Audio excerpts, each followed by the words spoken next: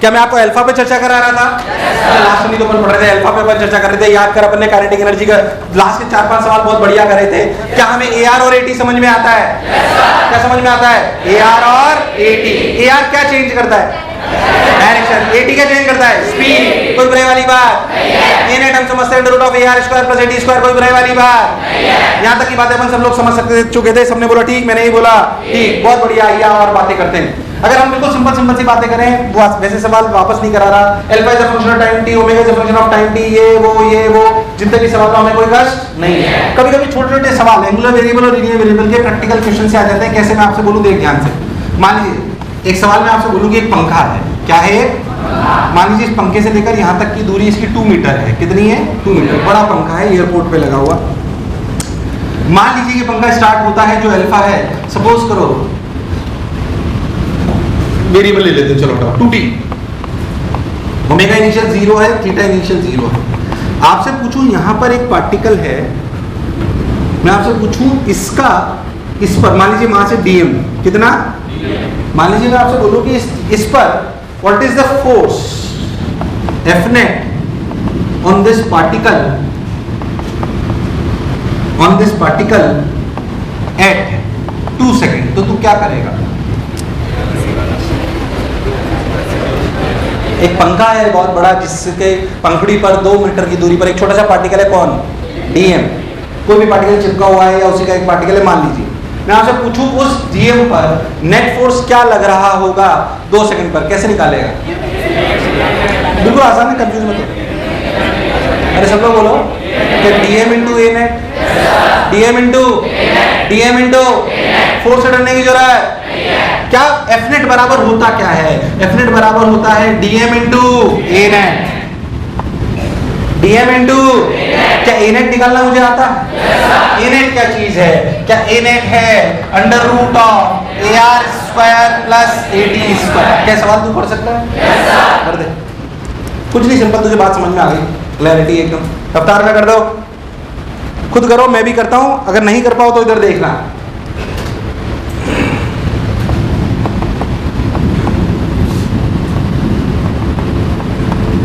खुद करना, नहीं कर पाओ तो इधर देखना।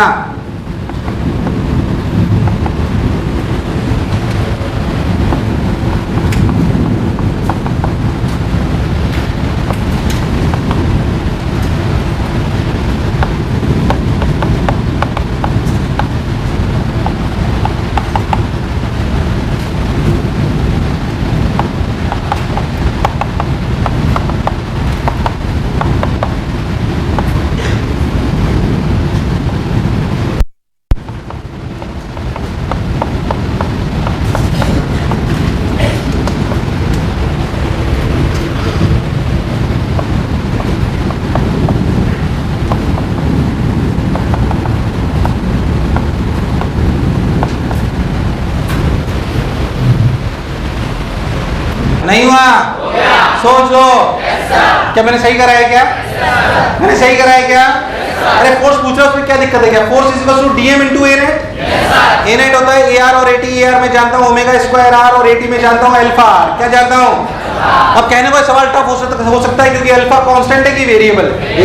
अरे वेरिएबल भी देखा हूँ, मुझे कोई कष्ट वाली बात और कराऊं कि ऐसी बात समझ आ गई है?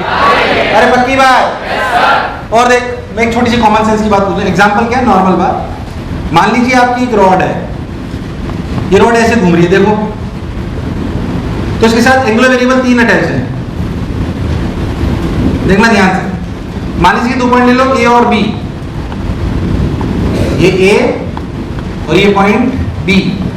मुझे बताओ थीटा A बराबर थीटा B है कि नहीं है? नहीं है यार। सिंपल एक चीज ऑब्जर्व करा रहा हूं, कोई रॉकेट साइंस। थीटा A बराबर थीटा B है कि नहीं? ओमेगा A बराबर A की ओमेगा B की ओमेगा सेम है अलग? सेम है अलग है? सेम है अलग है? सेम है अलग है? A की तो रॉड पे है, कोई बुराई वाली बात? D theta by D same है? अरे नहीं आया। चलो, alpha of A equals to, पहले तो A और B का, अगर A की रॉड के पार्ट है तो A और B का थीटा सेम है कि नहीं? Omega alpha alpha displacement of A displacement of A और displacement of B displacement of B सोच लो किसका ज्यादा है वेलोसिटी ए की ज्यादा बी की ज्यादा क्या ये होगी ओमेगा एक्स या ओमेगा एल बाई 2 क्या ये होगा ओमेगा एल यार आवाज नहीं आया कोई बुराई बहुत सिंपल बात है कोई रॉकेट साइंस नहीं ऐसे ही एक्सेलरेशन ऑफ ए ज्यादा एक्सेलरेशन ऑफ बी अरे क्या बी ने ज्यादा दूरी ट्रेवल करी है मुझे लगा नहीं तुम्हें आया वैसे भी ये समझाना चाह रहा था कि अगर दो पॉइंट के एंगुलर वेरिएबल सेम है तो उनके लीनियर वेरिएबल भी सेम है ये जरूरी उनको ढंग से रिलेट करना आपको आना कोई ऐसी खास बात नहीं पर ये मन में अपने होना एंगुलर वेरिएबल अलग तरीके फील क्या नहीं चाहिए एंगुलर वेरिएबल आपस में रिलेट करने हो मैं कर सकता हूँ एंगुलर वेरिएबल लीनियर वेरिएबल से रिलेट करने हो मेरे को करना आना बोलो क्लियर एक और फील वाली बात बताता हूँ जो जनरली सवालों को छोटा करती है सुन कैसे जनरली देख मैंने तो आपको टफ सवाल कराए हैं पर जनरली जो सवाल आएंगे उनमें अल्फा कांस्टेंट होगा उनमें अल्फा क्या होगा अब समझ जनरल जो सवाल आएंगे तो उसमें क्या है ना कभी कभी आप शॉर्ट ट्रिक कैसे लगा सकते हो समझना कैसे फील करना उसको मान लीजिए पार्टिकल है मान लीजिए पार्टिकल है ऐसे वो सर्कल में चल रहा है कैसे चल रहा है सर्कल वो सर्कल में चल रहा है अल्फा अपना कांस्टेंट है ऐसे ठीक अब तू बहुत ध्यान से देख तो तेरे को बात समझ में आती है कि किसी भी टाइम टी पर ए आर है ओमेगा स्क्वायर आर क्या है अच्छा इस स्पीड को कौन चेंज कर रहा है एटी कौन कर रहा है तू ऐसा फील कर कि क्यों ना तू ऐसा समझ ले कि पार्टिकल स्टार्ट हुआ यू इनिशियल से कितने से किसी भी टाइम टी पे वो बी हो गया तो सोच के देख इस यू इनिशियल से बी फाइनल कौन सा एक्सप्रेशन चेंज कर रहा है क्या चीज अगर अल्फा कांस्टेंट है तो क्या एटी कांस्टेंट तो तू ऐसा नहीं लिख सकता B final equals to B initial plus A T T मैं वेक्टर नहीं लगा रहा हूं मैं वेक्टर नहीं आया बहुत ध्यान से देख तो ये यहीं से आया है omega final equals to omega initial plus alpha T क्या omega final is V final by R क्या omega initial is V initial by R क्या alpha is AT by R ने आर को तो आप ये लगा सकते हो क्या आप ये भी लगा सकते हो एस बराबर UT plus half of eighty T square इसमें एस क्या है डिस्प्लेसमेंट की डिस्टेंस ट्रेवल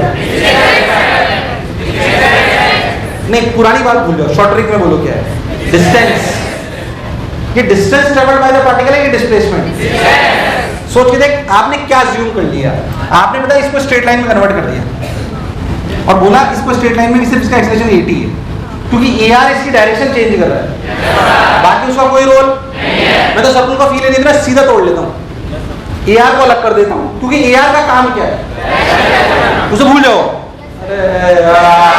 सीधा कर लो ये सीधा चलाने का काम कौन कर रहा है एटी कौन कर रहा है तो this circular can be converted to straight line path ये फील वाली बात है आ जाए तो ठीक नहीं आए तो भी कोई दिक्कत नहीं पर अगर फील आ जाएगी तो आपको अच्छा लगेगा गॉट माय पॉइंट मुझे लगा नहीं तुम्हें आया नहीं आया उतार लो जो तुम्हें समझ आया ये फील है ये शॉर्ट ट्रिक है तुम देखो तो दीज आर शॉर्ट ट्रिक्स ये वेक्टर फॉर्म नहीं है शॉर्ट ट्रिक्स यहाँ पे एस डिस्टेंस है और ये तभी लग रही हैं जब अल्फा कांस्टेंट है और मैं तो कह रहा हूँ शॉर्ट ट्रिक रटने से ज्यादा बेहतर है आप फील करो उसको रटो मत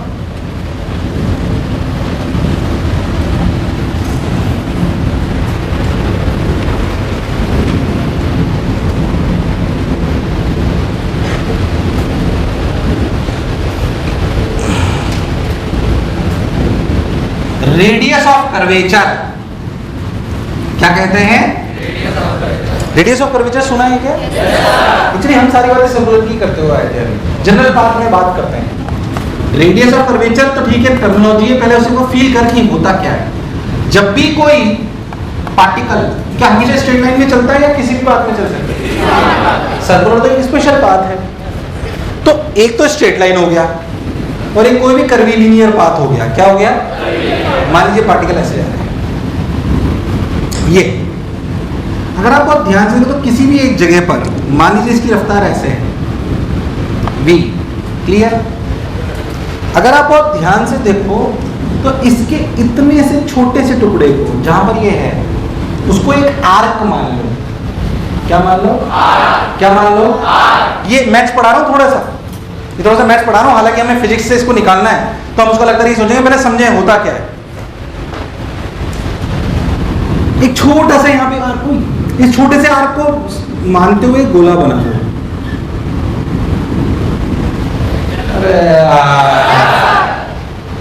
इस गोले का रेडियस कहलाता है रेडियस ऑफ, तुझे खुद समझ में आएगा। मान लीजिए आपका पाथ ऐसे है, खुद बोल, ये पॉइंट ए, ये पॉइंट बी, कहां पे रेडियस ज्यादा हो? सब लोग बोलो, सब लोग बोलो। क्या radius of curvature tells us about the curveness of the curve? नहीं आया। रेडियस ऑफ कर्वेचर ज्यादा मतलब सरफेस फ्लैट है कि कर्व्ड है? फ्लैट। और अगर बहुत छोटा है तो? यार तुम्हें नहीं आया, नहीं आया। तो आपको ये बात समझ में आती है, ये मैथ्स भी है थोड़ी सी, और ऐसी जैसे यहाँ देखो तो यहाँ, और यहाँ देखो तो ये छोटा सा। तुम्हें नहीं आया? मेरे बताओ रेडियस ऑफ कर्वेचर क्या है? बात क्लियर है? अगर मैथ्स में, हालांकि तुम्हारे कोर्सेज में शायद, पर अगर किसी कर्व की ऐसे रेडियस ऑफ कर्वेचर निकालना होता है तो उसका मैथमेटिकल फॉर्मूला होता है 1 + dy/dx का होल स्क्वायर की power 3/2 d²y/dx²। This is a mathematical formula of finding out of what? At any point.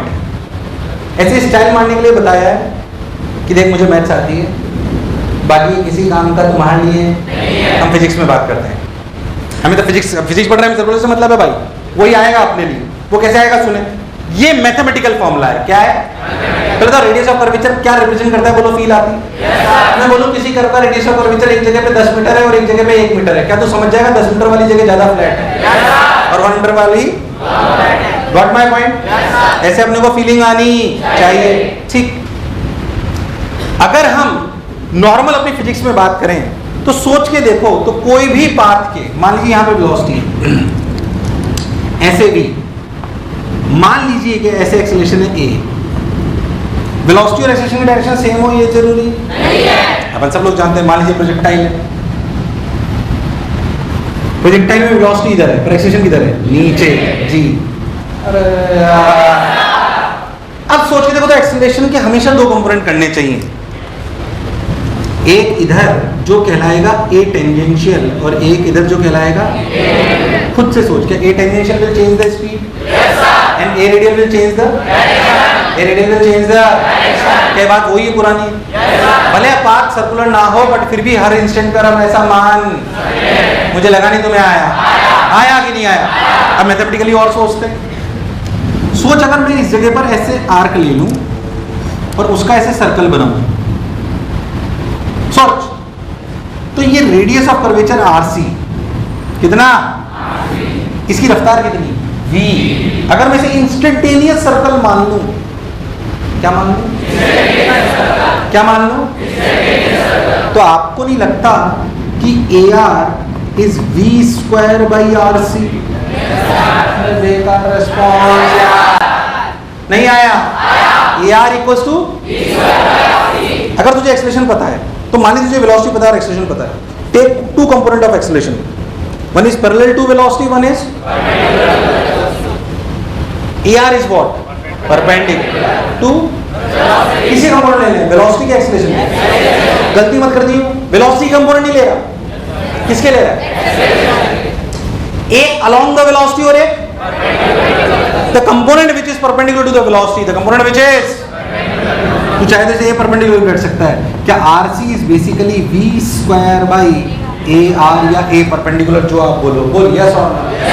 That is how you calculate radius of curvature of a path at any point using physics, using mathematical. वो तो आएगा ही नहीं तुम्हारे लिए यहाँ पे। तो तुम्हें मेरी बात समझ? अब अगर मैं तुझे कभी भी क्या दे दूं, वेलोसिटी और एक्सेलरेशन वेलोसिटी और यार मुझे लगा नहीं तुम्हें आया। मान लीजिए मैं आपसे सवाल पूछूं ऐसे ही, ध्यान सुनना। मान लीजिए मैं आपसे बोलूं कि कोई भी पाथ है, इसमें बोला कि आपकी वेलोसिटी इस जगह पर सपोज है आई कैप प्लस जे कैप, आई कैप प्लस मीटर पर सेकेंड। Got my point. और आपको बोला जाए कि आपका एक्सेलरेशन इधर है, इधर 2i मीटर पर सेकेंड स्क्वायर। आपको बोला जाए इस जगह पे रेडियस ऑफ कर्वेचर बताइए, क्या आप कर सकते हो? क्या आप कर सकते हो? सोच कैसे? क्या ये आई कैप प्लस जे कैप, ये 2i कैप, क्या ये एंगल 45? अगर नहीं भी पता होता तो क्या हम डॉट प्रोडक्ट से निकाल सकते थे? या तुम्हें नहीं आया? आया कि नहीं आया? जैसे ही एंगल 45 निकल आया, क्या 2 का इधर कंपोनेंट आया 2/√2? अरे कितना आया? 2/√2 का मतलब क्या? √2। क्या इसका मैग्नीट्यूड स्पीड का v2 सॉरी √2 नहीं आया? बोल रेडियस ऑफ कर्वेचर क्या लिखेंगे? √2 का स्क्वायर बाई √2। क्या आंसर इज √2? आंसर इज मुझे लगा नहीं तुम्हें आया। अब काइनेमेटिक सोच, अगर मुझे वेलोसिटी और एक्सेलरेशन पता है, वेलोसिटी और एक्सेलरेशन, क्या मैं एक्सेलरेशन के कंपोनेंट वेलोसिटी के अलोंग निकाल सकता हूँ? निकाल सकता हूँ, परपेंडिकुलर भी निकाल सकता हूँ, यस और नो? अगर निकाल सकता हूँ तो मैं रेडियस ऑफ कर्वेचर निकाल सकता हूँ। मुझे लगा ही नहीं तुम्हें आया। आया नहीं आया? फील आई थोड़ी सी? क्या रेडियस ऑफ कर्वेचर की फील आई? उतार। 15 अगस्त को अभी तक तुम्हारी कोई क्लास लगी नहीं लगी? निकाल लिया गया? मैं कर दूं? चलो प्रोजेक्टाइल से सवाल मिला के देता हूं, कर लेना ढंग से, ध्यान से करियो। देखो मान लीजिए मैं आपको बोलूं एक पार्टिकल है, उसको फेंका जाए ऐसे 50 मीटर पर सेकंड से, कितने से? 50 मीटर पर सेकंड से 53 डिग्री पे। बोलो क्लियर है ना? आपसे पूछा जाए find radius of curvature eight 1 second. Find radius of curvature eight 1 second. ये पार्टिकल कौन सा पाथ लेगा? प्रोजेक्टाइल। क्या लेगा? प्रोजेक्टाइल। करो find radius of curvature eight 1 second.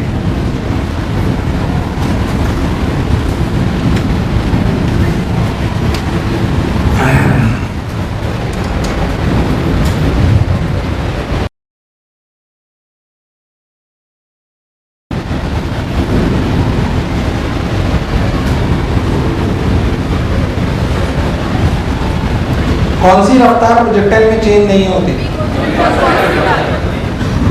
थोड़ा सा बड़ा बनाता हूं, देखिए।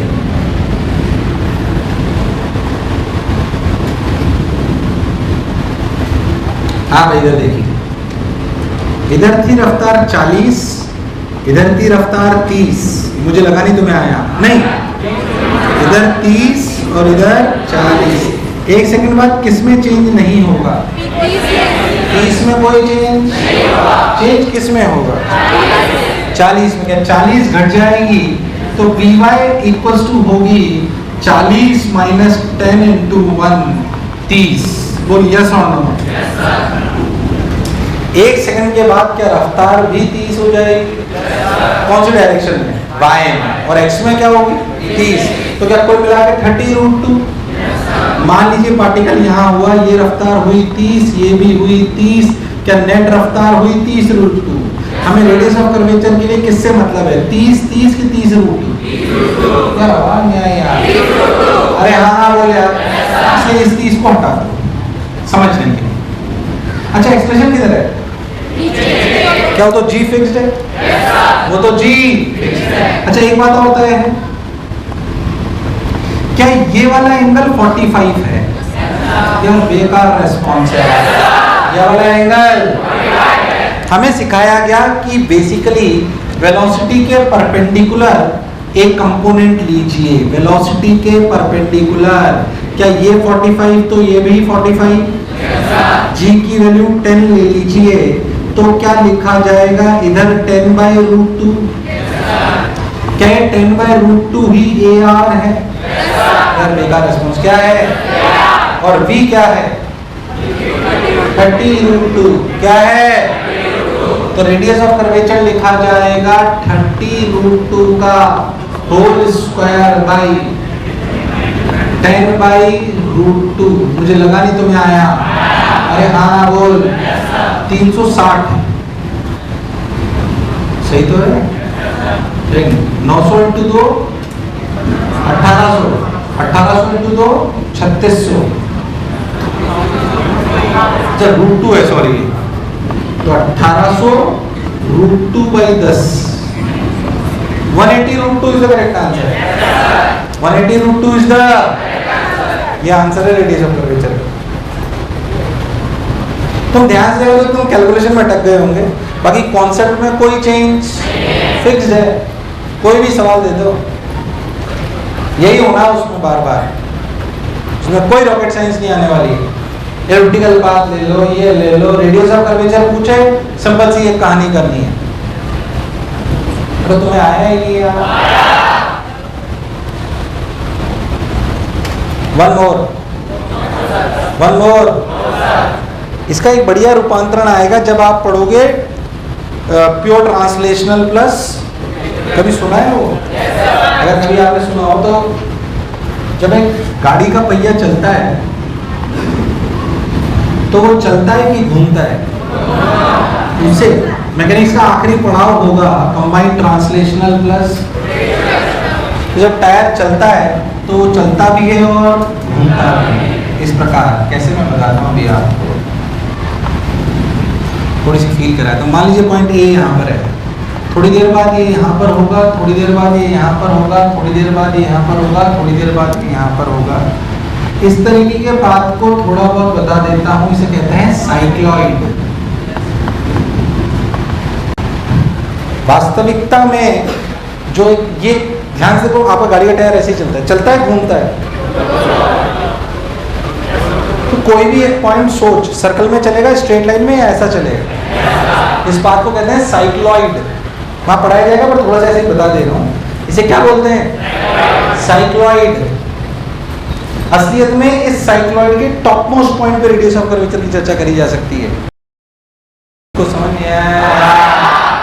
इस पॉइंट पे रेडियस ऑफ कर्वेचर की चर्चा, अगर कभी आपने सुना हो तो जब भी पार्टिकल प्योर रोल करता है, इसकी रफ्तार v होती है, घूमता ये ओमेगा से है, तो ओमेगा बराबर v/r होता है।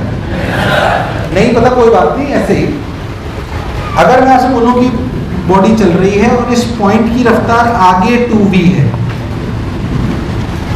आगे क्या है? 2v, जो वास्तविकता में प्योर रोलिंग में होती है, जो वास्तविकता में। तो इस बात का रेडियस ऑफ कर्वेचर r है क्या? ये मत सोचिए सर्कल पर है तो इसका रेडियस ऑफ कर्वेचर r है। इस पॉइंट का पाथ तो ये है, बेकार रिस्पॉन्स है। तो प्योर रोलिंग होती है तो इस पॉइंट की रफ्तार होती है 2v। कितनी होती है? 2v। तो लिखा जाएगा v²/a परपेंडिकुलर, v²/a परपेंडिकुलर, और वो a परपेंडिकुलर वहां से लाया जाएगा, इसमें अपन सिंपली लिखेंगे ω²r। क्या लिखेंगे? तो ये 4r निकल गया। कैसे मैं बताता हूँ। जब पार्टिकल सर्कल करेगा, ये जो पार्टिकल है इस पे बैठ के देखें तो क्या सर्कल कर रहा है? सेंटर पे बैठ जाओ तो क्या कर रहा है? सर्कल। क्या कर रहा है? क्या कर रहा है? सर्कल कर रहा है। तो इसका, इस पे बैठ जाओ तो ये सर्कल कर रहा है, तो इसका रेडियस इधर की तरफ है ω²r। कितना है? तो इसका रेडियस ऑफ कर्वेचर लिखा जाएगा बेसिकली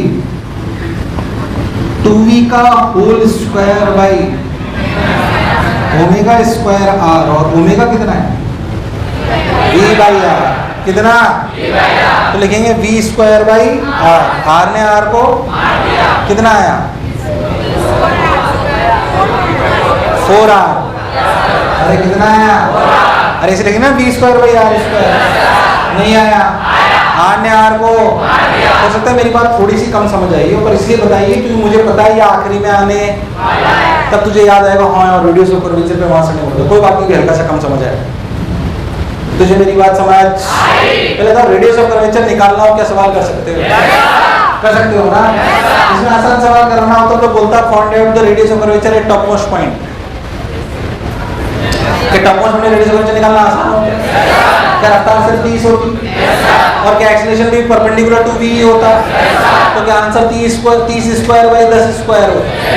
30 स्क्वायर बाई 10 स्क्वायर। वही तो बोला, जो बोला चमका। किसी भी पाथ पे रेडियस ऑफ कर्वेचर निकालना हो, मुझे कोई कष्ट नहीं है। अभी तक की पूरी कहानी थी काइनेमेटिक्स ऑफ सर्कुलर मोशन। क्या थी? क्या हम थीटा जानते हैं?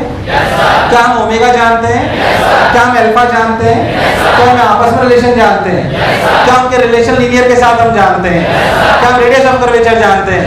अब हम पढ़ेंगे डायनेमिक्स ऑफ सर्कुलर मोशन। क्या पढ़ेंगे? बोलो, क्लियर है? कौन सा फोर्स है जो ये एक्सीलरेशन लाएगा, क्या करेगा, कैसे करेगा? तो बात अपन अगले टर्म पे करेंगे। अगले टर्म के लिए होमवर्क है अरिहंत 17 ईयर जेई मेन की किताब कोई लाया है? एक बात किताब कितने सवाल है? मैं देख, मैं बता दूं कौन सी किताब है, तक दे देंगे। ये वाली किताब सबके पास होनी चाहिए, सब लोग खरीदेंगे। और आपको इसका चैप्टर जो करके आना है,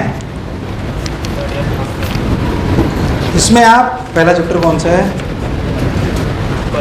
पहला मेजरमेंट नहीं करना, ये एरर है उसमें तो, है ना? आप 2 डिस्कस कराओगे काइनेमेटिक्स वाले सर से, 4 से 14। लॉज ऑफ मोशन में ही मेरे साथ में फ्रिक्शन है, 15 से 24 सवाल देख लेता हूं मैं कितने, ये सब लोग करके आएंगे। 15 से 24 कितने सवाल हैं? 32 सवाल हैं। बोलो, क्लियर है? सवालों के नीचे सॉल्यूशन दे रखे हैं, इसलिए आप सवाल कैसे करोगे? छुपा के। इतनी अक्ल लगा लोगे क्या? अरे हाँ ना बोलिए यार।